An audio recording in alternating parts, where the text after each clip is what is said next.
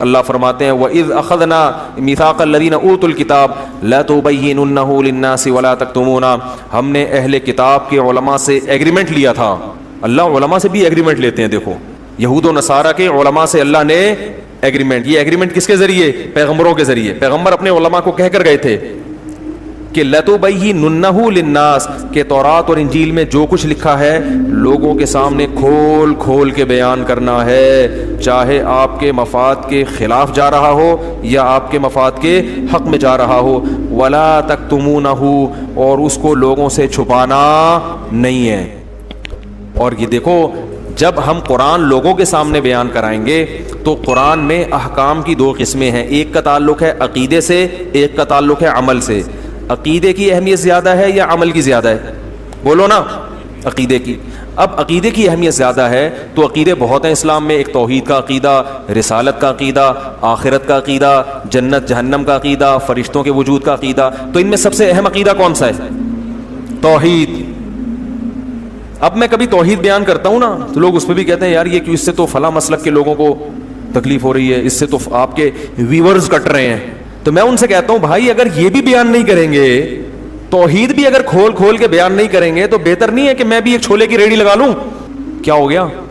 یعنی اگر قرآن کی جو ایک تو عقیدے سے اس کا تعلق ہے جس کی اہمیت عمل سے زیادہ، اور پھر عقیدے میں سب سے اہم عقیدہ کیا ہے؟ توحید. اور توحید میں بھی آگے یاد رکھو توحید کے مختلف، توحید کی اپوزٹ کیا ہے؟ شرک. توحید کا الٹ کیا ہوتا ہے؟ شرک. تو شرک کی نفی کرنا توحید ہی ہے نا. تو سب سے بڑا شرک پتہ ہے کیا ہے؟ اللہ کے سوا کسی کو مدد کے لیے پکارنا. یہ شرک کی سب سے بڑی قسم ہے اور سب سے خطرناک قسم ہے جس نے ہمیشہ مشرکوں کو برباد. ہر دور کے مشرک اس قسم کے شرک میں مبتلا ہوئے ہیں.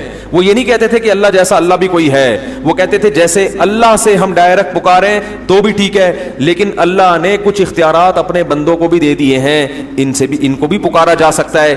اسی شرک کی نفی کے لیے دنیا میں پیغمبر آتے رہے ہیں اور اسی کے لیے اللہ نے ہم سے ہر نماز کی ہر رکعت میں کہلوایا ایاک نعبد و ایاک نستعین، اے اللہ صرف تیری عبادت کریں گے. اللہ کو پتا تھا یہ عبادت کے مفہوم میں گھما دیں گے بات کو، اس لیے اگلا جملہ کہلوایا ایاک نستعین، مدد صرف تجھی سے. استعانہ مدد کو کہتے ہیں. تو اب یا اللہ مدد کے علاوہ تمام راستے اللہ نے بند کر دیے کہ نہیں کر دیے؟ تو یہ والی شرک کی بھی اگر ہم قسم بیان نہیں کریں گے، مصلحت کا شکار ہوں گے کہ ویورز ٹوٹ رہے ہیں، لوگ خراب ہو رہے ہیں، تو بھائی پھر تو قیامت میں پکڑے جائیں گے. اللہ کہے گا میری وحدانیت بھی اگر تم سے ممبر پہ بیٹھ کے بیان نہیں ہو رہی تھی تو بہتر تھا کہ تم بھی یو پی پہ انڈا موڑ پہ ایک چھولے کی ٹھیلی لگا کے بیٹھ جاتے. تو یہ بڑا خطرناک شرک ہے.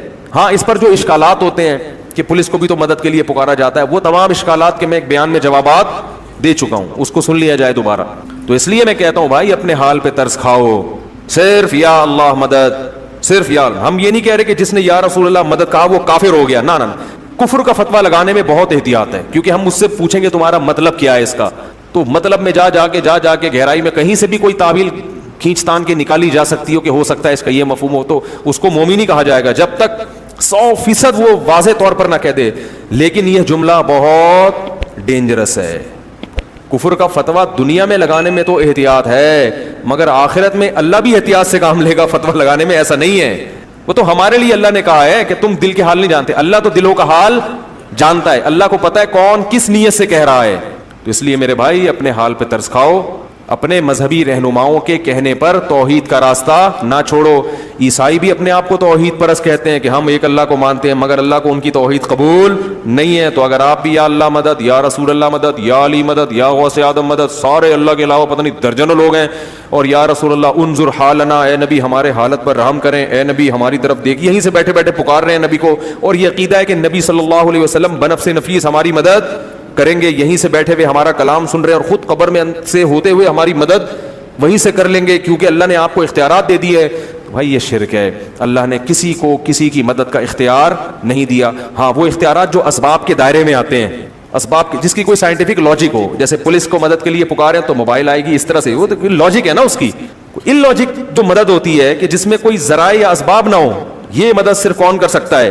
اللہ. اس کا اللہ نے کسی کو اختیار نہیں دیا.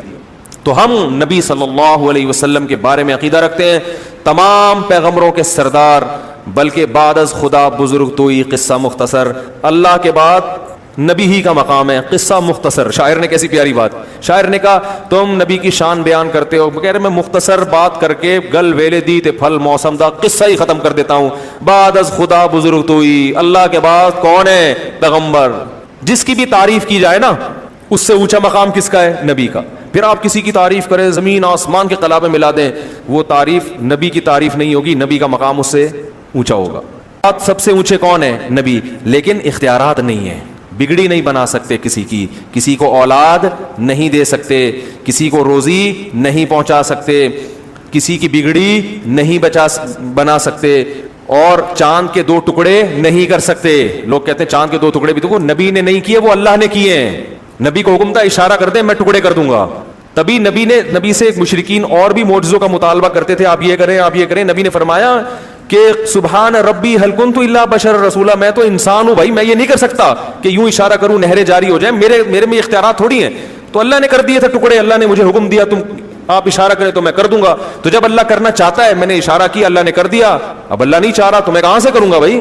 نہیں ہو سکتا. یہ جگہ جگہ نفی کی گئی ہے, جگہ جگہ نفی کہ میں نہیں کر سکتا, میں انسان ہوں. وَلَوْ كُنْتُ عَالَمُ الْغَيْبِ لَاسْتَكْثَرْتُ مِنَ الْخَيْرِ, اگر میرے پاس اللہ کی طرح غیب کا علم ہوتا, مجھے سب پتا ہوتا مستقبل میں کیا ہونے والا ہے, تو مجھے تو کبھی کسی قسم کا کوئی نقصان ہوتا ہی نہیں. یہ میں قرآن کی آیتیں پڑھ رہا ہوں آپ کے سامنے, 2 ٹوک عقیدہ قرآن نے بیان کیا, اس میں کوئی کنفیوژن باقی نہیں رکھی ہے.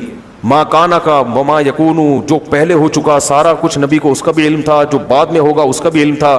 تو غلط ہے بھائی یہ عقیدہ. جتنا اللہ نے بتا دیا اس کا نبی کو علم ہے. ہاں وہ اللہ نے ہم سے بہت زیادہ بتایا ہے. علماء مثال دیتے ہیں کہ ہمارے علم اور نبی کے علم کی مثال دریا اور قطرے کی ہے. جیسے دریا میں ایک قطرے کی نسبت دریا کی طرف ہو تو کوئی حیثیت ہے, تو اتنا اللہ نے علم دیا ہے نبی کو ہماری نسبت. لیکن اللہ کے علم اور نبی کی مثال پھر دریا اور قطرے کی ہے. سمجھ رہے ہیں کتنی جگہ قرآن میں آتا ہے یسألونک عن الساعہ, یہ لوگ آپ سے پوچھتے ہیں قیامت کب آئے گی, نبی کہہ دو علمھا عند ربی, مجھے نہیں پتا کب آئے گی, اللہ کو پتا ہے. سب باتوں کا آپ نے نہیں بتایا, بہت سی باتوں میں آپ نے کہا مجھے علم نہیں ہے. تو یہ عقیدہ کہ سب کچھ علم تھا, ساری چیزوں کا علم تھا, یہ شرک ہے, کفر ہے. یہ اللہ کی صفت علم ہے, نبی کو کیا کر رہے ہیں؟ شریک کر رہے ہیں. تو اپنے ایمان کو بچاؤ, توحید کے بغیر مغفرت کا امکان نہیں ہے. چاہے راتوں میں تہجد کے محراب بنا دو ماتھے کے اوپر, چاہے رو رو کے پاگل ہو جاؤ, اللہ نہیں مغفرت کرے گا. 2 ٹوک الفاظ میں کہہ دیا اللہ نے. پہلے اللہ کو اللہ سمجھا جائے گا تو پھر اللہ سے مانگا جائے گا. تبھی اللہ نے کہا مانگنے سے پہلے بھی کیا ایاک نعبد و ایاک نستعین کا اقرار.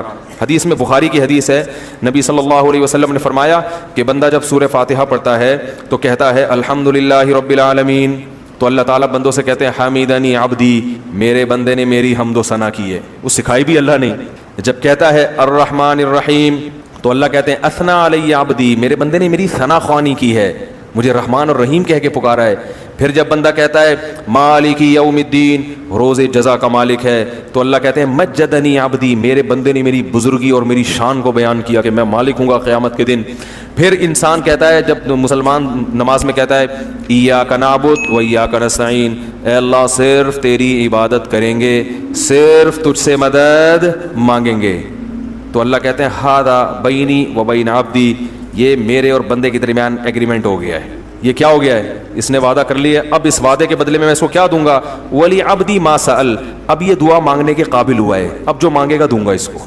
اس ایگریمنٹ کے بغیر اللہ نہیں دے گا. ولی عبدی ما سأل, اب یہ کیونکہ پچھلی امتیں اسی لیے تو ہلاک ہوئی ہیں, اللہ سے بھی مانگ رہے ہیں, حضرت عیسیٰ ابن مریم سے بھی مانگ رہے ہیں, عزیر کو ابن اللہ کہہ دیا, تو اب اللہ سے بھی مانگ رہے ہیں, درباروں پہ جا کے بھی مانگ رہے ہیں. نوح علیہ السلام کی جو قوم تھی اللہ سے بھی مانگتی تھی, بتوں سے بھی جا کے مانگتی تھی, تو اللہ نے کہا یہ والا مجھے یہ انداز پسند نہیں ہے. تو پہلے ہم سے ایگریمنٹ کروا لیا. اور دیکھو نماز میں تلاوت ضروری ہے, جہاں سے چاہے پڑھو, لیکن ہر نماز میں اللہ نے پہلے کہا کہ یہ پڑھو گے تو پھر آگے پڑھنے کی اجازت دوں گا. یہ پہلے ہر سورہ فاتحہ جتنی پڑھی جاتی ہے نا, اتنی کوئی سورت پڑھی نہیں جاتی ہے. ہر نماز میں, ہر رکعت میں, تراویح میں 20 رکعتوں میں ہم ہر دفعہ تھکتے نہیں ہیں. لوگ کہتے ہیں یار اب یہ تو سن لیا نا, بچپن سے سنتے آ رہے ہیں, آگے چلو. اللہ کہتے ہیں نا نا نا نا نا, جب تک زبان سے یہ ایگریمنٹ نہیں کرے گا نا کہ تجھی سے مانگوں گا کسی اور سے نہیں, اس وقت آگے چلنے ہی نہیں دوں گا میں تجھے.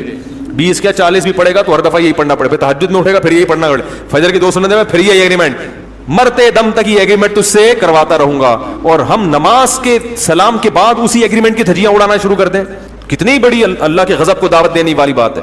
تو حدیث میں آتا ہے, بخاری کی حدیث, نبی نے فرمایا کہ انسان جب کہتا ہے اللہ تیری عبادت تجھ سے مدد, تو نبی نے فرمایا اللہ فرشتوں سے کہتے ہیں ولی عبدی ما سأل, اب مانگ.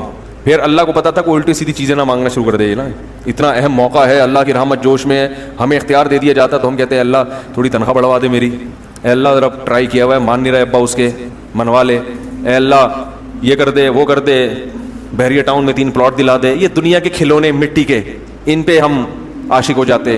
تو اس لیے اللہ نے کہا کہ اتنا بڑا ایگریمنٹ کیا, میرا دل اتنا خوش کیا, تو اب بڑی چیز مانگو. کیا اہدنا الصراط المستقیم, سیدھے راستے پہ چلا دے. سیدھے راستے پہ چل گئے تو بحریہ ٹاؤن میں پلاٹ نہ ملے تو بھی جنت, مل جائے تو بھی جنت. بھلا وہ شخص جو ایک سیدھے راستے کو دیکھ کر اسی پہ چلتا چلا جا رہا ہو, اور ایک دوسرا وہ شخص ہے جو راستہ بھی الٹا ہو اور چل بھی سر کے بل رہا ہو, یعنی چلنے کا انداز بھی الٹا اور راستہ بھی الٹا. تو اللہ فرماتے ہیں کہ دونوں کیا برابر ہو سکتے ہیں؟ تو جن لوگوں کے پاس مذہب نہیں ہے, دین نہیں ہے, ان کو پتہ ہی نہیں چلتا کہ سیدھا راستہ کون سا ہے اور غلط راستہ بولو بھائی کون سا. تو ان کی مثال اللہ نے دی ہے کہ غلط راستے پہ بھی جا رہے ہیں اور چل بھی الٹے رہے ہیں. آگے ارشاد فرمایا سیدھے راستے کو مزید واضح کرنے کے لیے کہ ابھی بھی سمجھ میں نہیں آتا نا سیدھا راستہ کون سا ہے, تو اللہ نے فرمایا قل هو الذی انشأکم وجعل لکم السمع والابصار والافئدہ, وہ اللہ ہے جس نے تمہارا انشاء کیا. انشاء کہتے ہیں بالکل اول سے پیدا کرنا, جب کچھ بھی نہیں تھا, تو وہ اللہ ہے. جب اللہ ہے تو اس سے صاف پتہ چلا کہ اللہ سے زیادہ مضبوط کوئی اور رشتہ نہیں ہے, کیونکہ ہمارا کریٹر وہ ہے. دیکھیں یہاں کیا فرمایا, قل هو الذی, قل ہے نا شروع میں, قل هو الذی, اے نبی ان سے کہہ دیں کہ وہ ذات ہے. تو یہ قل کیوں کہا, کہہ دیجئے ان سے, ان کی توجہ اس طرف کرنے کے لیے. مانتے وہ بھی تھے کہ ہمیں اللہ نے پیدا کیا. اس کی مثال ایسے ہے جیسے بیٹا باپ کی نافرمانی کر رہا ہو, مان نہ رہا ہو, ہر بات میں اس کی مخالفت کر رہا ہو, تو کوئی تھرڈ پرسن کہتا ہے نا, بیوی سے کہتا ہے کہ اس کو بتا دو کہ یہ تمہارا باپ ہے, حالانکہ بیٹے کو پہلے سے پتا ہوتا ہے کہ یہ ہمارا باپ ہے, لیکن عمل سے ایسا لگ رہا ہوتا ہے کہ یہ ان صاحب کو اپنا باپ ماننے کے لیے تیار نہیں ہے. تو یاد دہانی کرائی جاتی ہے کہ بھائی یہ تمہارا باپ ہے. تو مشرکین مانتے تھے کہ ہمیں اللہ نے پیدا کیا. وہ ڈاروین جیسے بیوقوف وہ بھی نہیں تھے, پرلے درجے کے بیوقوف تھے کہ بتوں کی عبادت کرتے تھے, مگر اتنی سینس ان میں بھی تھی کہ ان بتوں نے نہیں بنایا, خود سے بھی نہیں بنے, بلکہ کسی نے بنایا ہے. خود یہ کام نہیں ہو سکتا, خود سے نہیں ہو سکتا جو کچھ ابھی یعنی ہم بن گئے اور یہ سارا نظام چل رہا ہے. کچھ دن پہلے ایک صاحب سے ملاقات ہوئی جو ایتھیس لوگوں کے نظریات سے ڈسے ہوئے تھے نا.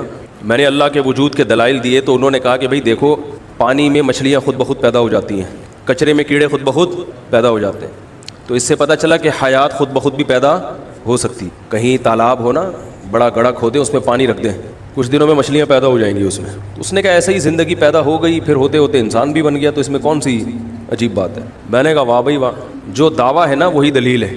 یہ ایسے ہے جیسے میں آپ سے کہوں آپ نے مجھ سے 1 لاکھ روپے لیے ہیں, آپ کہیں اس کی کیا دلیل ہے کہ لیے ہیں, کہوں اس کی دلیل یہ ہے کہ لیے ہیں, اس کی دلیل یہ ہے کہ لیے ہیں. وہ کہا یہ دوسرے دعوے کی کیا دلیل ہے کہ لیے ہیں, بھائی اس دعوے کی دلیل یہ کہ لیے ہیں. تو یہ دلیل, یہ تو دعویٰ ہے. پانی میں جو مچھلیاں پیدا ہو رہی ہیں وہ خود بخود تھوڑی ہو رہی ہیں, یہی تو دعویٰ ہے. یہی تو اللہ کے وجود کی سب سے بڑی دلیل تھی کہ یار تالاب ہوتا ہے کچھ بھی نہیں ہے اس میں, مچھلیاں کہاں سے آ گئی, حیات کہاں سے آ گئی, زندگی کہاں سے آ گئی. یہ تو اللہ کے وجود کی ایک اور دلیل ہے جو ہماری دلیل ہے, آپ کی نہیں بنتی. وہ یہ اس کی علامت ہے کہ اس پانی کے اندر یا اس مٹی میں اللہ نے ایسے انڈے یا ایسی چیزیں پیدا کی ہیں, اتنے پیچیدہ سافٹ ویئر اس میں انسٹال کر دیے ان انڈوں کے اندر کہ وہ صدیوں تک پانی نہ ملنے سے بھی ضائع نہیں ہوتے. یہ تو بہت ٹیکنیکل قسم کا سافٹ ویئر دریافت ہو گیا ہے. بات آ رہی ہے سمجھ میں؟ یہ تو ایسی پیچیدہ چیز دریافت ہوئی ہے کہ اس پہ تو اور عقل پریشان ہوتی ہے, سر دیواروں سے مارتے رہو, یہ عقدہ حل نہیں ہوگا. یار یہ کیسے ہو رہا ہے؟ اس نظام کائنات کو چلانے کے لیے اللہ نے حیات پیدا کی.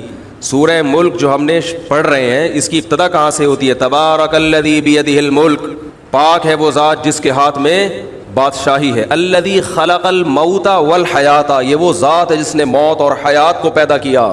اللہ کہتے ہیں تم تھوڑی پیدا کرتے ہو پانی کے اندر مچھلیاں, خود بخود ہو رہی ہیں. اس کا مطلب خود بخود نہیں ہو رہی, کوئی پیدا کر رہا ہے ان کو.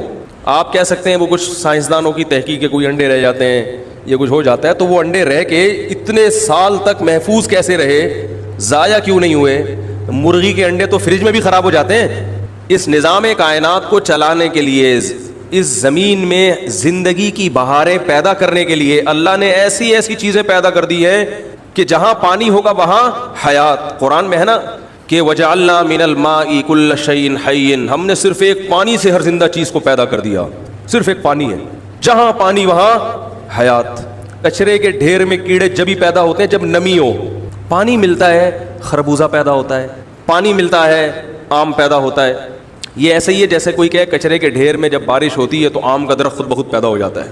اور بھائی خود نہیں پیدا ہو رہا, وہ زمین کے اندر گٹلی ہوتی ہے, وہ کافی عرصے سے پڑی ہوئی تھی, تلاش میں تھی کہ مجھے پانی ملے اور میں اللہ کی قدرت کا نظارہ پیش کروں. تو اس گٹلی کے اندر ایسے سافٹ ویئر انسٹال کر دیے گئے ہیں کہ گٹلی کو کھول کے دیکھو تو نہ درخت نظر آئے گا, نہ اس میں آم نظر آئے گا, نہ پتے نظر آئیں گے, نہ شاخیں نظر آئیں گی, لیکن سارا سیٹ اپ اس گٹلی کے اندر اللہ نے بند کر کے اوپر سے اس کو پیک کر دیا. اور 3 چیزیں چاہیے اس کو, مٹی, گوبر, پانی. کچرے میں بھی نائٹروجن پیدا ہوتی ہے تو نائٹروجن چاہیے اس کو, وہ کچرے میں زیادہ ہو جاتی ہے اچھی. تو وہ 3 چیزیں اس کو ملی, گٹلی نے اپنا کام کرنا شروع کر دیا. سب سے پہلا کام فالق الحب, اللہ کہتے ہیں ایسی چیزیں انسٹال کر دی اس میں کہ زمین کے اندر دفن بھی کرو گے لیکن وہ زمین کا سینہ پھاڑ کر اتنی سی کوپل باہر نکلتی ہے. اس کوپل میں جو ننا سا پودا نکلتا ہے, پھونک مارو بیچارہ ہل جاتا ہے, اس کو بچا کے رکھنا پڑتا ہے, مگر وہ ننے سے پودے میں اتنی طاقت کہ وہ زمین کا سینہ پھاڑ کے ایسے پھٹتی ہے زمین. وہ کہہ رہا ہوتا ہے ہٹ جاؤ میرے سامنے سے, بھی میں باہر آ رہا ہوں, ٹھیک ہے نا. اور پھر اسے دھوپ اور پانی ملتا رہتا ہے اور وہ تناور درخت میں تبدیل. تو یہ خود بخود تھوڑی ہو رہا ہے بھائی, اس کے اندر کچھ ڈالا گیا ہے, کچھ ڈالا گیا ہے. پھر وہ تناور درخت میں تبدیل ہوتا ہے, جڑیں اس کی زمین کے اندر پھیلتی رہتی ہیں, پھیلتی رہتی ہیں, پھیلتی رہتی ہیں. اور تناور درخت میں تبدیل ہونے کے بعد پھر اس میں پھول لگتے ہیں. یہ پھول تتلیوں کو اپنی طرف, بولنے میں کوئی پابندی لگی ہے کیا, پھول مائل کرتے ہیں. کیا درخت کو خود بخود یہ پتا ہے کہ میری طرف راغب کرنے کے لیے, کوئی اٹریکشن کے لیے کوئی چیز مجھے تتلیوں اور مکھیوں کے سامنے پیش, گٹلی کو پتا تھا یہ خود بخود ہو رہا ہے کیا بھائی؟ درخت بیچارے کے پاس تو مغز ہی نہیں ہے سوچنے کے لیے.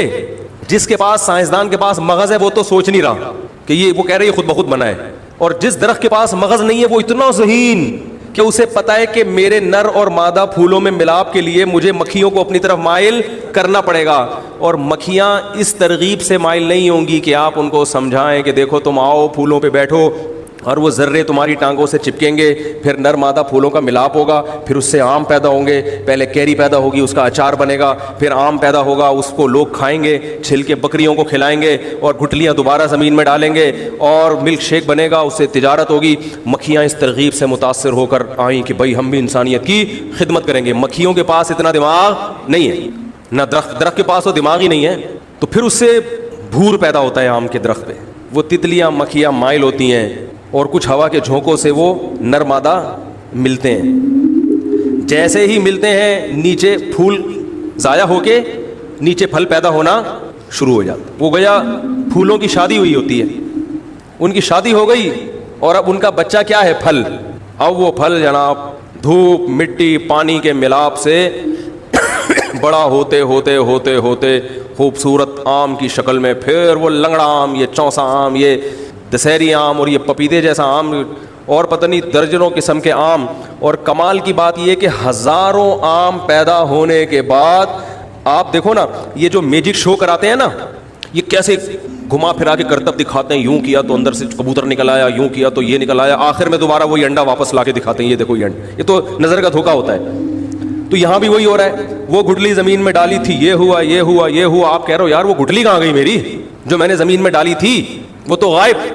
ہوتے ہوتے ہوتے ہوتے اس پروسیس کا انجام کیا ہوتا ہے, اس آم کو جب کھولو گے اس کے اندر وہی گٹلی آپ کو دوبارہ نظر آئے گی. یہ خود بخود ہو رہا ہے. تو سائنسدانوں کو زیادہ لفٹ نہیں کرایا کرو.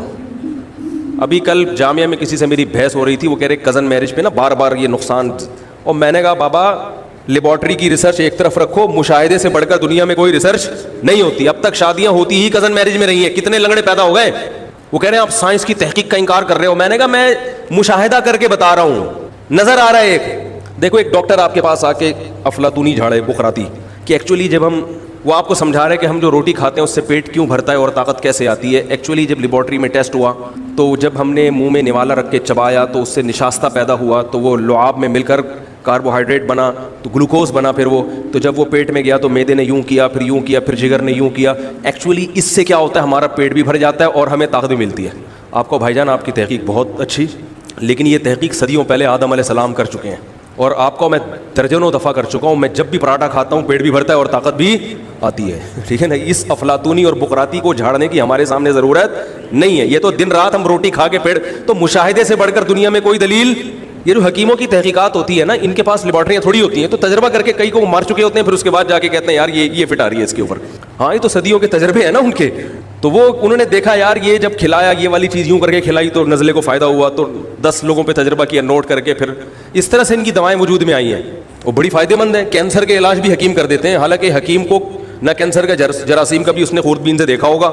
میں نے ایسے حکیم دیکھے ہیں جنہوں نے کینسر کا علاج کیا ہے, حالانکہ میڈیکل سائنس جہاں تک پہنچ چکی ہے حکیم وہاں تک نہیں پہنچے, لیکن علاج کر دیا انہوں نے, اس لیے کہ وہ تجربے کر کر کے صدیوں کے تجربے ہیں نا, مشاہدات تجربے. تو مشاہدے سے بڑھ کر کوئی دلیل ہوتی ہے. اگر کسی کے ہاں کزن کے ہاں معذور بچہ پیدا ہوا, تو جتنے معذور کزنوں کے ہاں ہوئے ہیں نا, اتنے ہی ریشو غیر خاندان میں شادی کے بھی ہیں. 2 واقعات تو میرے سامنے آئے ہیں کہ کزن سے شادی کا انکار کیا اس بیس پر کہ معذور بچہ پیدا نہ ہو جائے, کہیں اور شادی کی اور پہلا بچہ ہی معذور پیدا ہوا. میں نے کہا اچھا ہوا اس نے کزن سے نہیں کی, اگر کزن سے کر کے ہوتا تو یہ سارا کس کے کھاتے میں ڈال دیتا, تو ان کا تو فیملی سسٹم تباہ ہو گیا. میں نہیں کہہ رہا کہ یہ ریسرچ غلط ہے, صحیح ہوگی, لیکن اس کا ریشو اتنا کم ہے کہ اس سے زیادہ حادثات کا امکان ٹرک کے نیچے آ کے مرنے کا ہوتا ہے بچے کا. تو ان چیزوں کو زیادہ لفٹ نہیں کرایا کرو, جو یہ نیچر ہے. اور ایک ٹیکنیکل بات کر کے آگے چلتا ہوں. کزنوں کی ٹوٹل کتنی قسمیں ہیں؟ 3 کہاں سے ہو گئی؟ کزنوں کی ٹوٹل کتنی قسمیں ہیں؟ ابے بھائی کیا ہو گیا آپ لوگوں کو؟ 4 قسم کے کزن ہوتے ہیں, چچا زاد, پھوپھی زاد, خالہ زاد اور ماموں زاد. تو دیکھ لو اللہ نے 4 کی اجازت دی ہے کہ چاروں کو نمٹا دو, ٹھیک ہے نا. نہ خالہ پریشان ہو, نہ ماموں پریشان ہو, نہ پھوپھی پریشان ہو, نہ چاچا تایا پریشان ہو. تو یہ تو ہمارے مذہب نے اشارے دے دیے, اس طرف بڑے پاورفل اشارے دیے ہیں. اور قرآن میں اللہ نے الگ سے بیان کیا کہ اے نبی ہم نے آپ کے لیے سب ان عورتوں کو حلال کیا, اور ان کے ساتھ ساتھ وبنات عمک, آپ کی پھوپھی کی بیٹیاں, وبنات عماتک, وبنات عمک آپ کے چچا کی بیٹیاں, وبنات عماتک آپ کی پھوپھی کی بیٹیاں, وبنات خالک ماموں کی بیٹیاں, وبنات خالاتک اور آپ کی خالہ کی بیٹیاں. الگ سے اللہ نے بیان کیا ہے. تو میں نہیں کہہ رہا کہ آپ سائنسدانوں کو برا بلا کہیں, بولے بھائی آپ کی تحقیق ہے لیبارٹری میں, ہوگی صحیح ہے, ٹھیک ہے, لیکن ہم تو دیکھتے ہیں کہ ہمارے یہاں تو ہو رہا ہے, اور اللہ کا فضل ہے, بڑے کامیاب رشتے ہوتے ہیں. اگر کسی کے ہاں ایک اللہ نہ کرے کوئی لنگڑا ہو گیا, تو وہ تو ہم نے غیروں میں بھی دیکھا ہے, 2 لنگڑے ہوئے تھے ان کے ہاں. سمجھ میں آ رہی ہے بات؟ تو ہاں میں یہ ضرور کہتا ہوں کوئی بیماری پہلے سے خاندان میں چلی آ رہی ہے تو پھر باہر کر لو تاکہ وہ آگے نہ جائے, جو پتہ چل جائے پہلے سے. تو بات یہ چل رہی تھی کہ وہ یہ کہتے ہیں کہ دیکھو کچرے میں کیڑے خود بخود پیدا ہو. بھائی جان خود بخود نہیں ہوتے, جو کچرے میں پودے پیدا ہو رہے ہیں وہ گٹھلیوں سے ہو رہے ہیں. جو پانی کھڑا ہوا ہوتا ہے اس میں جو مچھلیاں پیدا ہوتی ہیں وہ خود بخود نہیں ہوتی, یہ قدرت کا نظام ہے. دیکھو میں جب تنزانیہ گیا, وہاں بہت بڑا جنگل ہے, ہم وہاں جنگل میں گھوم رہے تھے, ویڈیو بنا رہے تھے, شیر, چیتے, لومڑی. تو انہوں نے بتایا کہ یہ چاروں طرف اونچے اونچے پہاڑ ہیں. اس جنگل کی خاصیت یہ ہے کہ اس کا جانور ادھر نہیں جا سکتا اور وہاں سے جانور یہاں نہیں آ سکتا. وہ بہت بڑا ایریا ہے نا, تو اس کے چاروں طرف اتنے اونچے پہاڑ ہیں قدرت کی طرف سے, ایک یعنی قدرتی چڑیا گھر بن گیا ہے وہ, ٹھیک ہے نا. کہ اللہ کو پتا تھا کہ کراچی سے بھی کچھ لوگوں کو چڑیا گھر, نیچرل چڑیا گھر دیکھنے کا شوق ہے, تو اللہ تعالیٰ نے وہ اتنے بڑے بڑے پہاڑ کہ اب وہ جانور وہیں کے وہیں رہ گئے. اسی وجہ سے اس میں زیبرا, وہ زرافہ نہیں ہے, کیونکہ زرافہ وہ اتنے اونچے پہاڑ کراس کر کے وہ جھانک کے دیکھ تو سکتا ہے پہاڑوں کے اوپر سے کیا ہو رہا ہے, آ نہیں سکتا. اس میں زرافہ کے علاوہ سب جانور ہیں. تو میں نے کہا یار یہ جو اتنے بڑے پہاڑ کے اندر جانور ہیں یہ آئے کہاں سے؟ سوال یہ پیدا ہوتا ہے نا کہ چلو جا تو نہیں سکتے تو آئے کیسے؟ اگر آ سکتے ہیں تو جا بھی سکتے ہونے چاہیے. تو انہوں نے کہا شاید کوئی زلزلہ آیا ہوگا جس سے یہ چاروں طرف پہاڑ کھڑے ہو گئے. تو یہ اتنی عجیب بات نہیں ہے, اس سے زیادہ عجیب بات یہ ہے کہ آسٹریلیا ایک جزیرہ ہے, دور دور تک سمندر ہے, اور اس جزیرے کے اندر بھی جانور, سارے وہ جانور موجود ہیں جو افریقہ کے جنگلات میں ہیں. ارے وہ سمندر پار کر کے پہنچے کہاں سے؟ وہاں تو زلزلے کی بھی تعویل نہیں ہو سکتی. وہ شیر کہاں سے آ گیا بھائی؟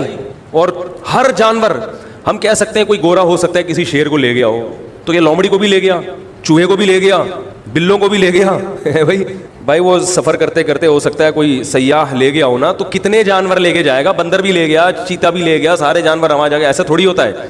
ہر قسم کے جانور جو دوسرے جنگلوں میں ہیں وہاں بھی موجود ہیں, اور ایسی ایسی نایاب نسلیں ہیں وہاں پر. تو آدمی یہ بھی, اللہ کرے ہمارا وہاں کا سفر ہو تو انشاءاللہ وہاں سے بھی ہم سفید شیر کی ویڈیو بنا کے بھیجیں گے آپ کو انشاءاللہ.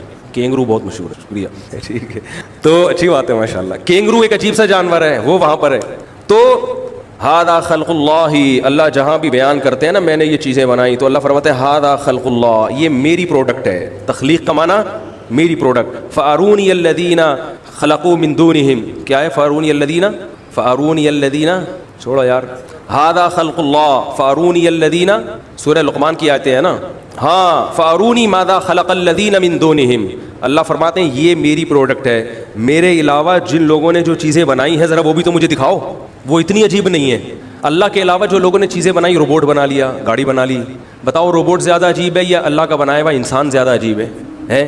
تو اللہ کہتے ہیں میرے علاوہ جو لوگوں نے چیزیں بنائی ہیں وہ ذرا میرے لاؤ, انڈس کرولا لے کر آؤ, صحیح ہے, سیوک لے کر آؤ, ٹھیک ہے, اور روبوٹ لے کر آؤ, خلائی سیارے لے کر آؤ, ہوائی جہاز لے کر آؤ, اور میں اپنی پروڈکٹ لے کر آتا ہوں. ہوائی جہاز کو اڑانے کے لیے پائلٹ چاہیے. اللہ نے جو پرندے آسمانوں میں چھوڑ دیے وہ خود ہی پائلٹ بھی ہیں, خود ہی جہاز بھی, اپنا ایندھن بھی خود ہی تلاش کرتے ہیں. ہمارے ہوائی جہاز کا فیول اگر ختم, تباہ.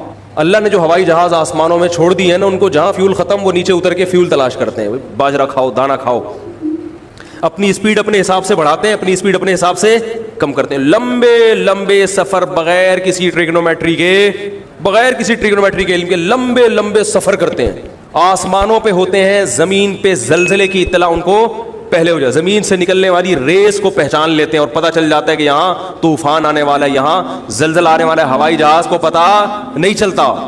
تو کیسے اللہ نے قدرت کے دلائل قائم کر دیے, ان دلائل کو دیکھ کر بھی انسان ایمان نہیں لاتا. تو اسی لیے اللہ نے فرمایا بھلا وہ جو ان دلائل کو دیکھ کر سیدھے راستے پہ چل رہا ہو وہ زیادہ بہتر ہے جو الٹے منہ الٹے پاؤں چل رہا ہو.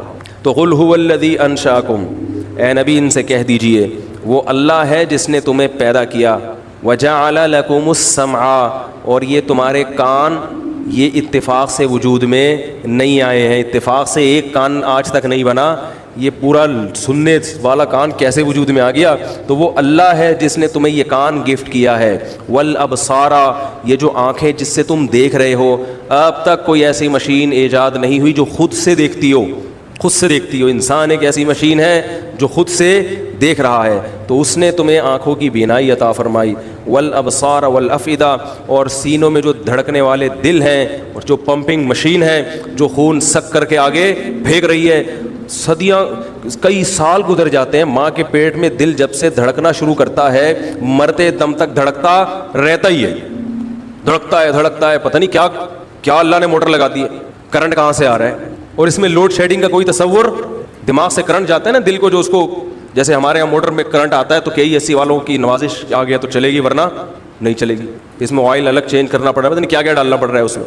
تو یہ کیسا دل ہے جو خون کو لے کر آگے پھینکتا ہے. اور دماغ کی جو رگیں ہیں اتنی باریک باریک, جن کو لمبا کرو تو چاند سے گھما کے واپس لے آؤ, وہ اللہ نے پوری پیک کر کے اس کھوپڑی میں فٹ کر دی ہیں. ان ہر لائن کے اندر بلڈ چل رہا ہے, ہر باریک لائن میں کیا ہو رہا ہے, بلڈ سرکولیٹ کر رہا ہے. ذرا سا کہیں جام ہو جائے, ایک لائن بھی ڈیمیج ہو گئی تو آدمی آڑا ترچھا ہو جاتا ہے. ایسا ہی ہوتا ہے نا, یہاں والی توڑی ہو گئی تو ادھر سے پیرالائز ہو گیا, ادھر سے ہو گئی تو ادھر سے. اس کو ڈاکٹر کھولنے میں لگے رہتے ہیں, بھائی اس کی لائن چالو کرو.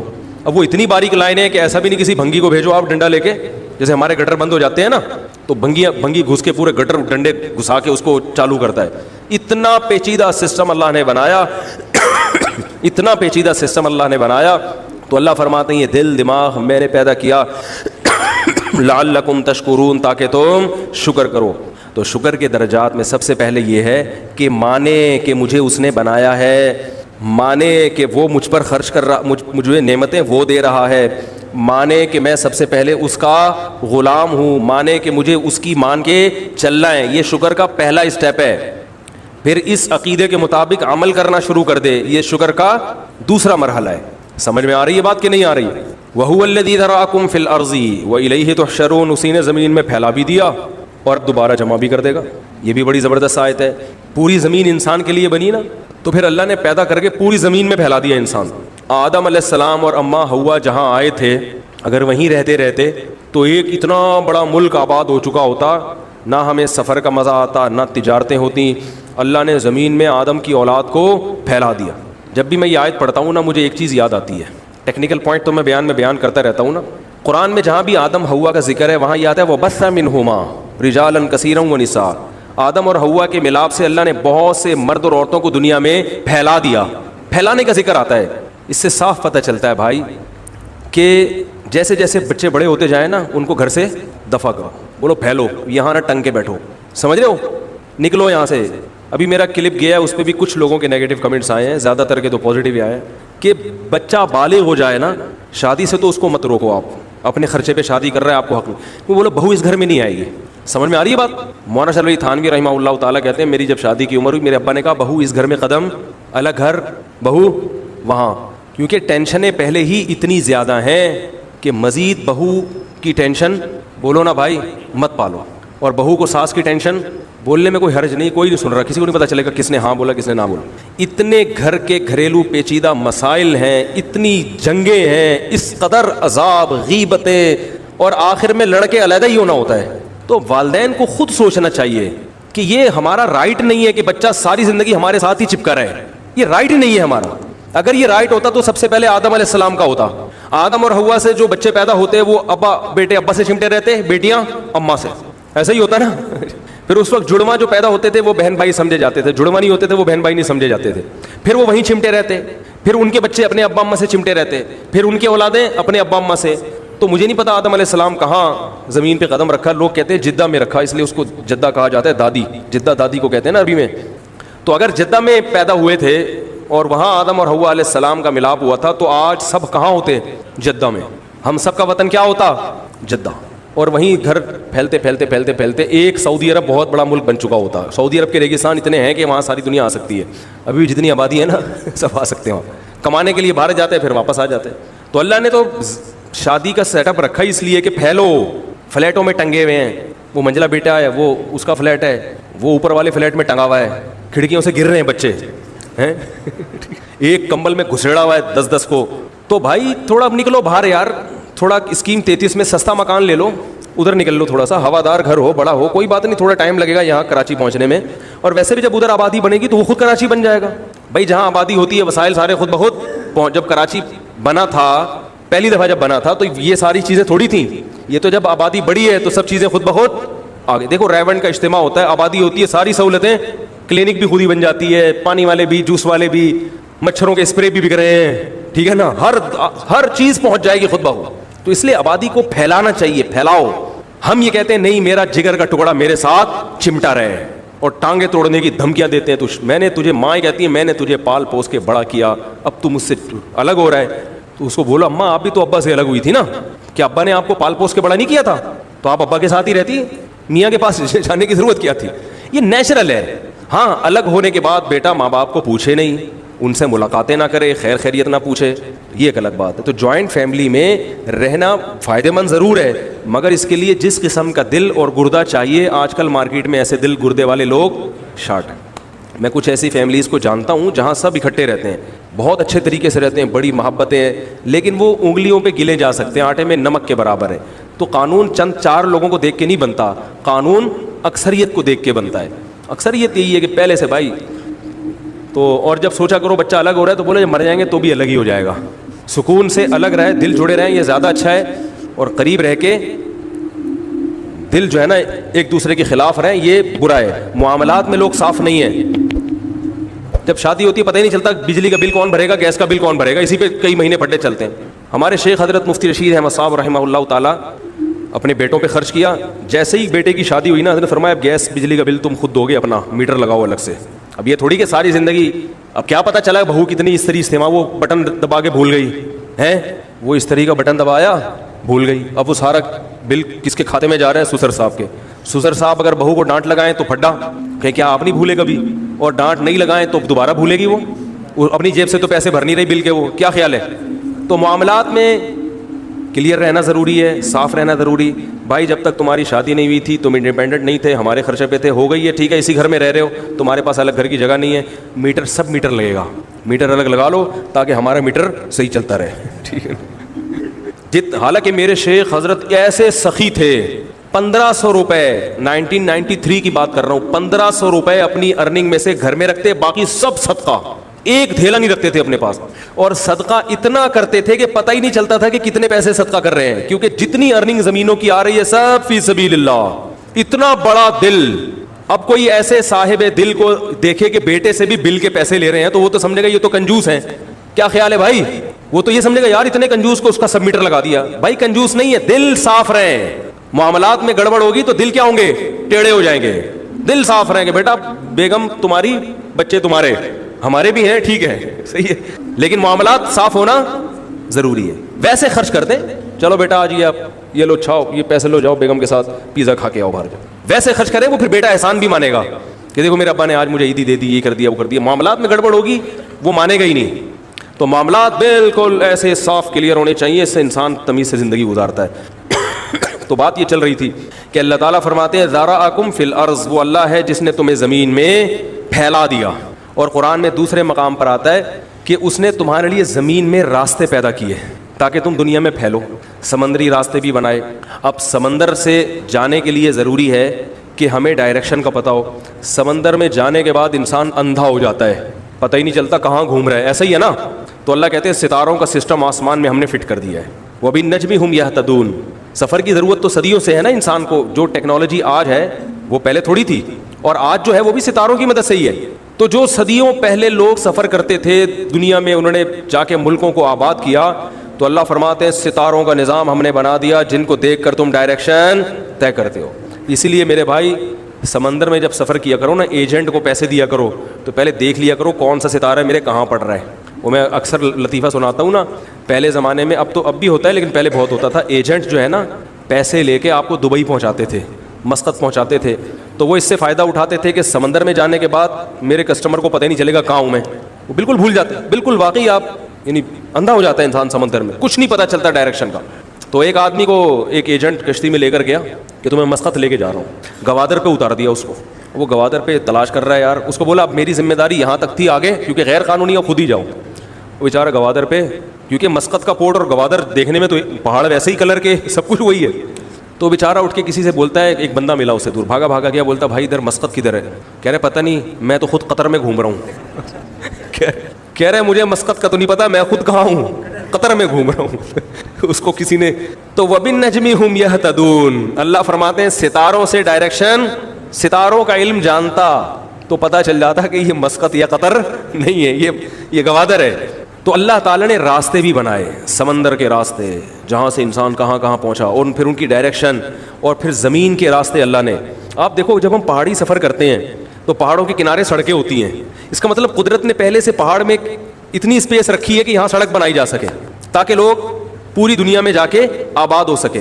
जो लोग पहली दफ़ा मरी, कागान, मर्दान जाके जो पठान आबाद हुए होंगे, जब ये गाड़ियाँ ईजाद नहीं हुई थी तो कुछ तो रास्ता होगा ना, ये सारे पैदल थोड़ी गए होंगे।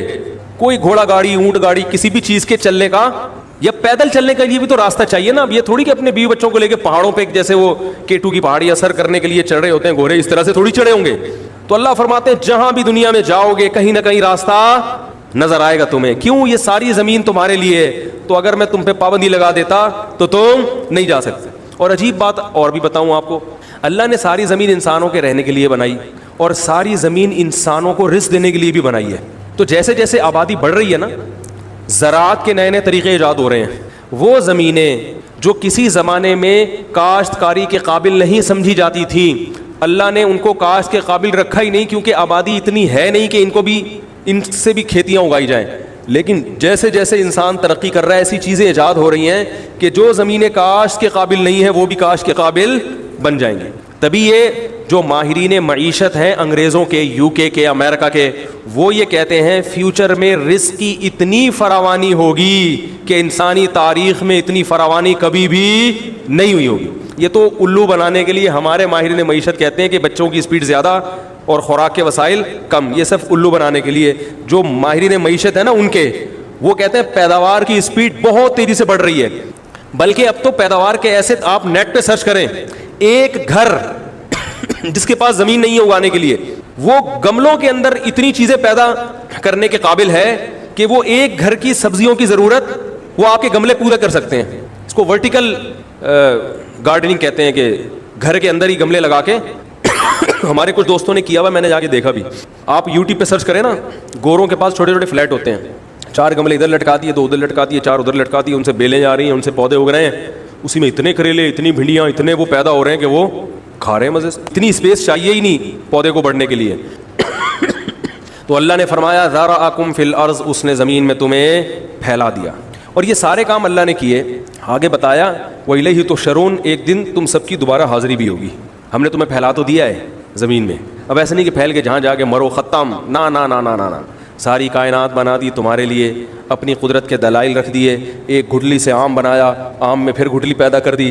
یہ سارا پروسیس تم دن رات دیکھ رہے ہو, اور تمہیں کہا یہ زمین تمہاری ہے, پھیل جاؤ زمین میں اور جاؤ اس پہ محنت کرو, یہ تمہیں کھلائے گی بھی, آسمان سے بارشیں بھی برسیں گی. یہ پھیل پھول کے تو ہم زیادہ ہی پھیل گئے نا, ہم چوڑے ہی ہونا شروع ہو گئے. ہم لوگ کہتے ہیں کچھ زیادہ ہی پھیل گیا بھائی تو اللہ نے فرمایا اتنا مت پھیلو, ایک دن دوبارہ سکڑو گے.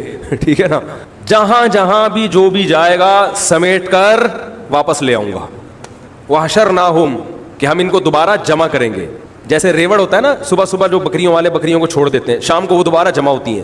تو اللہ فرماتے ہیں ایک دن تمہیں دوبارہ میں اپنے سامنے جمع کر کے ان تمام چیزوں کا حساب لوں گا, کیونکہ پھر ورنہ تو تکمیل ہی نہیں ہوگی نا, اس پروجیکٹ کی تکمیل ہی نہیں ہوگی جو پروجیکٹ اللہ نے چلایا ہے. اگر اللہ تعالیٰ نے ایسے ہی پیدا کیا ہوتا کہ جاؤ دنیا میں کھاؤ پیو موج مستی کر کے مر جاؤ, تو یہ سارا سیٹ اپ وجود میں لانے کا مقصد کیا تھا بھائی؟ کیا چاہتا تھا اللہ تعالیٰ؟ بھائی اللہ یہ چاہتا تھا اپنی قدرت دکھائے, تو بھئی کیا اس سے کیا فائدہ ہوگا؟ اس سے لوگ اللہ کی طاقت پر یقین لائیں گے, پھر کیا ہوگا بھائی؟ کچھ مانیں گے, کچھ اللہ کو مان کے چلیں گے اور کچھ اللہ کی مخالفت کریں گے. اچھا پھر اس امتحان کا کیا فائدہ ہوگا؟ بس کچھ بھی نہیں, پھر مر کے ختم ہو جائیں گے. تو دنیا میں کوئی ایسا امتحان دیکھا جس میں رزلٹ ہی اناؤنس نہ ہو؟ بولو نا بھائی کیا ہو گیا؟ آپ ایگزامینیشن ہال میں بیٹھے ہو, آپ کے سامنے پرچہ آیا, ایگزامینر نے یہ ثابت کر دیا کہ یہ وہی فزکس کا پرچہ ہے جس کے لیے آپ پورے سال تیاری کرتے رہے ہیں, اور آج اسی کا ڈیٹ اناؤنس کی تھی, یہ پیپر ہے, آپ نے اس کو حل کرنا ہے. دلائل سے ثابت کر دیا. اب ثابت ہو گیا, اب آپ کہہ رہے ہو پھر کیا کروں؟ کہ بھائی اب ثابت ہو گیا کہ یہ پیپر گورنمنٹ کی طرف سے ہے اور آپ اس کے اہل ہیں, اب آپ اس کو حل کریں. آپ کہتے ہیں حل کروں گا تو کیا ہوگا, اور نہیں حل کیا تو کیا ہوگا؟ کہتے ہیں حل کرو گے تو بھی کچھ نہیں ہوگا, اور نہیں حل کرو گے تو بھی کچھ نہیں ہوگا. یا وہ کہتا ہے حل کرو گے تو پاس ہو جاؤ گے, حل نہیں کرو گے تو فیل ہو جاؤ گے. بھائی پاس ہو گے کیا ملے گا, فیل ہو کے کیا ملے گا؟ کہنے کچھ نہیں ملے گا. تو آپ اس پیپر کا جہاز بناؤ گے پھونک مار کے, کیا خیال ہے؟ بولے کہ اس پیپر حل کرنے سے تو مجھے کچھ نہیں مل رہا, لیکن اس کا جہاز بنا کے پھونک مار کے اڑانے سے پھر بھی تھوڑی سی ذہنی تفریح ہو رہی ہے. بھائی کیسے سمجھاؤں یار, کیسے سمجھاؤں؟ یہ سب باتیں وہ ہیں جو گورا کر رہا ہے اور ہم اس کو سلوٹ کر رہے ہیں کہ یار بڑے اچھے ہیں گورے, جیپنیز بڑے اچھے, فرانسیسی بڑے اچھے. وہ یہی کہہ رہے ہیں, کائنات پہ ریسرچ تو بہت کر رہے ہیں, اس ریسرچ کا رزلٹ نکل کے خالق تک پہنچے, یہ تکلف کرنے کے لیے تیار نہیں ہے. میں نے پرسوں یوٹیوب پہ ایک ویڈیو دیکھی اس کائنات کے بارے میں, بڑی عجیب, اتنی بڑی کائنات, اتنی بڑی, ختم ہی نہیں ہو رہی. ایک کہکشاں کا فاصلہ ایک کنارے کا دوسرے کنارے سے اتنا ہے نوری سال. روشنی 3,86,000 کلومیٹر ایک سیکنڈ میں طے کرتی ہے, تو ایک سال میں کتنا طے کرے گی؟ اور ایسے اربوں سال کتنے ستارے ایسے ہیں کہ ان کی سے نکلنے والی تیز روشنی ایک سیکنڈ میں 3,86,000 کلومیٹر فی گھنٹہ کی رفتار سے سفر کر رہی ہے, مگر جب سے کائنات بنی ہے وہ اب تک وہ روشنی زمین تک نہیں پہنچی. وہ ٹریولنگ پہ ہی ہے, سفر ہی کر رہی ہے, وہ قصر نمازیں ہی ادا کر رہی ہے. اتنی بڑی کائنات. اور چلو حجم زیادہ ہوتا, اندر کوئی نظام سسٹم نہ ہوتا, تو ہم کہتے ہیں خود سے پہاڑ وجود میں آ گیا, بڑا سا پہاڑ, اندر سسٹم نہیں. سسٹم اتنا پیچیدہ, 9 لاکھ گنا بڑا ہے سورج زمین سے, اور آگ کا گولا ہے, جل رہا ہے. اتنا ٹیمپریچر کہاں سے آ رہا ہے بھائی؟ یہ جل کے ختم کیوں نہیں ہو رہا؟ ایندھن کہاں سے آ رہا ہے؟ تھوڑی سی گیس ہلکی کرو, چولہا ہمارا غائب ہوتا ہے کہ نہیں ہوتا؟ پنجاب میں سردیوں میں گیس غائب, اتنا ایندھن جل رہا ہے. اور یہ ایک سورج, اس سے لاکھوں گنا بڑے بڑے اور سورج موجود ہیں, سورج سے لاکھوں گنا بڑے ہیں. ایسا آگ برس رہی ہے ان میں, کہاں سے جل رہا ہے, یہ جل کے ختم کیوں نہیں ہو رہا بھائی؟ کیا اللہ تعالیٰ کا ایک نظام ہے اتنے, اور ہوا میں گھوم رہے ہیں.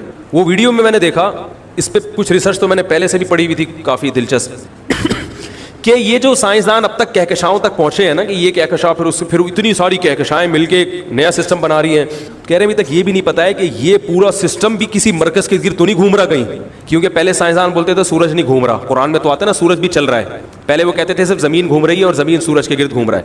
پھر پتا چلا بھائی زمین سورج کے گرد, اور سورج زمین کو اپنے گرد گھماتے ہوئے بھی کسی اور چیز کے گرد گھوم رہا ہے. پھر پتہ چلا جس چیز کے گرد گھوم رہا ہے وہ سورج کو اپنے گرد گھماتے ہوئے کہیں اور گھوم رہی ہے. یہ گراریاں نہیں ہوتی ہیں ایک گراری سے دوسری گراری, پورا سسٹم ہے. اور ایسا مقناطیسی نظام ہے, ایسا بیلنس ہے. للشمس ينبغي لها ان تدرك القمر ولا الليل سابق النهار, نہ سورج چاند سے ٹکراتا ہے اور نہ دن رات سے پہلے آتی ہے. یہ حرکت میں ہی تو برکت ہے نا, ہر چیز کو گھمایا ہوا ہے لٹو کی طرح. اچھا وہ ایک دن وہ ماہر ارضیات کو انگلش میں کیا کہتے ہیں؟ زیولوجسٹ کہتے ہیں میرا خیال ہے, جو ارضیات کے ماہر ہوتے ہیں, جیولوجسٹ. کچھ دن پہلے آئے ہوئے تھے تو میری عادت ہوتی ہے جو اس ٹائپ کی چیزیں آتی ہیں نا ان کا خون نکالتا ہوں, یعنی ان سے معلومات اتنی لیتا ہوں کہ وہ تھک جاتے ہیں. تو وہ زمین کو آپ, میں نے کہا ایک دن ہم نے زمین کو یہاں سے کھودنا شروع کریں تو امریکہ جا کے نکل آئیں گے. ظاہر کھودتے کھودتے زمین گول ہے نا, نہیں نکلیں گے, نہیں نکلیں گے. اتنا تو مجھے بھی پتا تھا کہ جب زمین کے مرکز میں پہنچیں گے تو وزن زیرو ہو جائے گا نا, تو پھر تو اوپر چڑھنا پڑے گا. نیچے تو چلو سمجھ میں آ رہا ہے, اوپر کون چڑھے گا؟ جب یہاں چلے جائیں گے بالکل مرکز میں, اگر زندہ بچ گئے تو پھر جب ادھر جائیں گے پھر تو اوپر جانا شروع ہو جائیں گے نا. وہ یہاں کے حساب سے نیچے ہوں گے لیکن امریکہ والوں کے حساب سے تو پھر تو بڑی مشکل ہوگی, رسی ڈال کے نکالنا پڑے گا. انہوں نے کہا زمین کے جو مرکز ہے نا اس میں جو پگھلا ہوا لوہا ہے وہ بھی گھوم رہا ہے, یعنی زمین کا جو مرکز ہے, زمین اوپر سے گھوم رہی ہے, وہ مرکز الٹا گھوم رہا ہے نیچے سے, ٹھیک ہے نا. ہر چیز گھما دی اللہ نے لٹو کی طرح.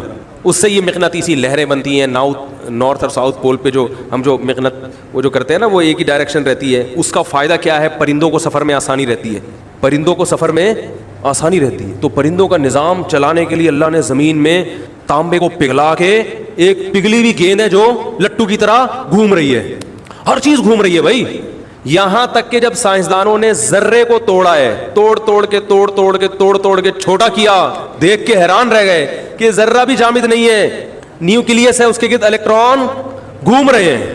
ارے جو نظام کائنات کا وہی ذرے کا بھی وہی نظام ہے, اس پہ بھی چارج ہے, وہ بھی زندہ ہے, حیات ہے اس میں بھی الیکٹران ہے اور وہ نیوکلیس کے گرد گھوم رہے ہیں, اس پہ بھی چارج ہے. انہی الیکٹرانوں کو دھکا دے دیتے ہیں, ادھر سے ادھر چلے گئے, اس نے سامنے والے کو پش کیا, وہ ہے نا تپڑ ہے تو پاس کر ورنہ برداشت کر. تو اس اصول سے بجلی بننا شروع ہو جاتی ہے. بھائی بجلی میں جب کرنٹ آتا ہے تو وہ الیکٹرانوں کی حرکت ہوتی ہے نا, تو کرنٹ پیدا ہوتا ہے. میں سائنسدان نہیں ہوں, نہ مجھے پتا ہے, میں دیسی اسٹائل میں بات کرتا ہوں. کمنٹس لوگوں کے آتے ہیں دیکھو سائنسدان کیا بتا رہے ہیں ہمیں. تو وہ تپڑ ہے تو پاس کر ورنہ, وہ الیکٹران دھکا دیتا ہے, بولتے ہیں تپڑ ہے تو پاس کر ورنہ برداشت کر. وہ کہہ رہے ہیں برداشت نہیں کر سکتا, آگے پاس کر دوں گا میں. ٹھیک ہے, وہ دھکا اتنی اسپیڈ سے ہوتا ہے نا, تو آگے والے کو پاس کرتا ہے, وہ آگے کرنٹ بننا شروع ہو جاتا ہے. اس سے پھر وہ آتا ہے پنکھے میں آتا ہے تو ایک مقناطیسی لہر بنتی ہے, وہ پھر نتیجہ کیا نکلتا ہے؟ پنکھا گھومنا شروع ہو جاتا ہے. تو اس سے کتنے کام لے رہا ہے انسان. اگر وہ جامد ہوتا تو آج بجلی نہ ہوتی, پنکھے جہاں تھے وہیں کے وہیں, اور لوڈ شیڈنگ کرنے والوں کو گالیاں نہ پڑتی. یہ فائدہ ہو جاتا ہے. یہ سارے جنت کے اسی والے سارے جنت میں چلے جاتے ہیں. تو اللہ کی حکمت نے تقاضا کیا کہ کچھ ان میں جنت میں جائیں, کچھ جہنم میں جائیں, اس لیے اللہ نے کرنٹ پیدا کیا. تو کیسا نظام بنایا, ہر چیز حرکت میں. تبھی قرآن کہہ رہے ہیں واختلاف اللیل والنہار, بار بار قرآن میں اختلاف کا ذکر کرتا ہے کہ اس کائنات میں سکون نہیں ہے, اختلاف ہے. یہ اختلاف کا تذکرہ قرآن کیوں کر رہا ہے؟ ہر چیز متحرک ہے. کل فی فلک یسبحون, قرآن کہہ رہے ہیں جتنے ستارے سیارے ایک دائرے میں تیر رہے ہیں. تیرنے کا مطلب جیسے کوئی سوئمر ہے نا, وہ بڑی مزے سے سوئمنگ کر رہا ہوتا ہے. جب آپ بائی روڈ چلتے ہیں تو کھڈا بھی آتا ہے, اسپیڈ بریکر بھی آتا ہے, تو چلنا بڑا مشکل ہوتا ہے. جب سوئمنگ کرتے ہیں تو نہ کوئی کھڈا اور نہ کوئی اسپیڈ بریکر. تو اللہ نے تیرنے کا ذکر کیا قرآن میں کہ یہ جتنے ستارے سیارے ہیں تیر رہے ہیں. کیا مطلب؟ ایسے تمیز سے چل رہے ہیں کہ نہ کوئی آگے اسپیڈ بریکر ہے اور نہ کوئی کھڈا, ایسے سفر کرتے چلے جا رہے ہیں, ایسے تیرتے ہوئے جا رہے ہیں. تو حرکت, ہر چیز میں حرکت. اس سے ایک ٹیکنیکل پوائنٹ کی بات پتہ چلتی ہے, بتا دوں. ارے بھائی لوگ مجھے کہتے ہیں درس قرآن چھوڑ کے کیا شروع کر دی. یہ قرآن سے ہی اخذ ہو رہی ہیں ساری چیزیں. یا تو میں اگر صرف اس طرح سے درس دینا الحمدللہ رب العالمین, تمام تعریفیں اللہ کی, تمام جہانوں کا پالنے والا ہے, تو بس ختم ہو گئی درس. تو یہی تو علم کی بات ہوتی ہے نا کہ آپ اس سے کیا کیا اخذ کر رہے ہیں. اس سے ہی پتہ چلا میرے بھائی کہ اس کائنات کا جو نظام ہے اس کی روح کس پر ہے؟ حرکت پر ہے. اگر حرکت نہیں ہوگی تو تباہی کی طرف ہر چیز جائے گی. تو انسانوں میں بھی وہ صحت مند رہتا ہے جو متحرک رہتا ہے. سمجھ میں آ گیا تو تڑپ جاتے ہیں. جو صبح اٹھ کے حرکت کرتا ہے, نماز کے لیے آتا ہے, پھر دفتر جاتا ہے, پھر وہاں بھی کچھ حرکت کرتا ہے, کمپیوٹر پہ جا کے بیٹھ نہیں جاتا بس 3 گھنٹے کے لیے. جو حرکت کرتا رہے گا نا, چلتا پھرتا رہے گا, بولتا سنتا دیکھتا حرکت کرتا, ہاں جب تھک جائے تو سو جائے, پھر دوبارہ سے حرکت میں آ جائے, تو وہی صحت مند رہے گا. آج جو صحتیں خراب ہو رہی ہیں, کیوں ہو رہی ہیں؟ بولتے کیوں نہیں بھائی؟ لوگ کہتے ہیں ہم تو حرکت کرتے ہیں, ہم تو صبح آفس جاتے ہیں 2 گھنٹے کمپیوٹر پہ بیٹھ کے ہماری آنکھیں بھی حرکت کرتی ہیں, ہماری انگلیاں بھی کی پیڈ پہ حرکت کرتی ہیں. تو میں ان سے کہتا ہوں کہ آپ کی انگلیاں موت تک صحت مند رہیں گی, انگلیوں کے مسل بالکل ٹھیک رہیں گے, گھٹنے جواب دے جائیں گے. یا تو گھٹنوں سے کی پیڈ کے بٹن دبایا کرو, کیا خیال ہے, یا ناک سے دبا لیا کرو, یا کونیوں سے دباؤ. بھائی جو چیز حرکت کر رہی ہے پھر وہی ہوگی, ٹھیک, انگلیوں کے جوڑ صحیح رہیں گے, اور وہ بھی 2-4 جو استعمال میں آ رہی ہیں, چھوٹی انگلی تو استعمال میں آتی نہیں ہے, تو یا تھوڑی بہت پلکیں سیٹ رہیں گی. تو میرے بھائی کمر کو ٹھیک رکھنا ہے تو کمر حرکت میں لانا ضروری ہے, کیا خیال ہے. گھٹنے صحیح رکھنا ہے تو گھٹنوں کو حرکت میں لانا, دماغ صحیح رکھنا ہے تو دماغ کو حرکت میں سوچ کے لانا ضروری ہے. آج لوگ دماغ تیز کرنے کے لیے خمیرہ گاؤ زبان تو کھاتے ہیں. میں یہ اس لیے کہہ رہا ہوں تاکہ پتہ چل جائے کہ دماغ تیز ہوتا ہے خمیرہ گاؤ زبان سے, ورنہ لوگ کہاں کھاتے ہیں لوگوں کو پتہ ہی نہیں ہے. اور دماغ تیز کرنے کے لیے بادام کھاتے ہیں. دماغ تیز کرنے کے لیے سب سے پہلے ضروری ہے کہ دماغ کو حرکت میں رکھا جائے. اور دماغ کی حرکت کیسے ہوتی ہے؟ ایسا نہیں کہ گردن یوں ہی ہلانا شروع کر دیں, حرکت میں سوچنے سے.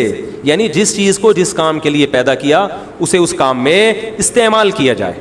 جو سوچتے نہیں ہیں نا, دماغی کام نہیں کرتے, دماغ ان کا, تبھی جو زیادہ سوتے ہیں نا کند ذہن ہو جاتے ہیں, کیونکہ سونے میں دماغ کام نہیں کر رہا ہوتا. یہ جو زیادہ نیند ہے یہ انسان کی صحت کے لیے نہ صرف یہ کہ مفید نہیں ہے بلکہ بیڑا غرق کر دیتی ہے انسان کی صحت. پاگل ہو جاتے ہیں وہ, کچھ سوچنے سمجھنے کی صلاحیت نہیں رہتی. تو کم سویا کرو, جتنی ضروری اتنی تو لازمی سو, ورنہ وہ ایسا نہ ہو کہ اتنا کم سوئیں کہ جو ضروری نیند ہے وہ بھی نہ ہو, تو پھر بالکل ہی تباہی ہے, وہ تو اور زیادہ نقصان ہے. تو نہ دماغ استعمال ہو رہا ہے نہ زبان استعمال ہو رہی ہے.